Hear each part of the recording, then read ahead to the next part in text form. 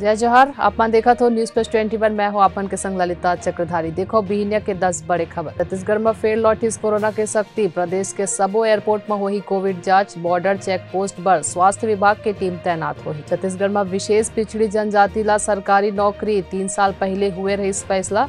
अब जाके 9,623 युवा के नियुक्ति के रास्ता खुलिस। G7 समिट में हिस्सा लेके बाद पीएम मोदी एक दिन भर संयुक्त अरब अमीरात जाही। जमीन घोटाला के मामला में शिवसेना सांसद संजय राउत ईडी के सामने पेश हो सकत है। अमृतसर कोर्ट लॉरेंस बिश्नोई ला 8 दिन के पुलिस रिमांड पर भेजिस। मुंबई के कुलरा में 4 मंजिला इमारत ढहिस, 5 लोग मलबा में फंसे है। अमेरिका में एमट्रेक ट्रेन पटरी ले उतरिस, हादसा में कई लोगन के हुई मौत। जीएसटी काउंसिलिंग के 47वां 2 दिवसीय बैठक आज ले चंडीगढ़ में हुई। श्रीलंका में खत्म हुई पेट्रोल डीजल। 10 जुलाई तक सिर्फ जरूरी सेवा ला ही मिल ही फ्यूल। भारत और आयरलैंड के बीच T20 सीरीज के दूसरा मैच रात 9 बजे खेले जाए। ऐसी जानकारी ले लगातार अपडेट रहे बर देखत रहो न्यूज प्लस 21 आप मन के हक के बात।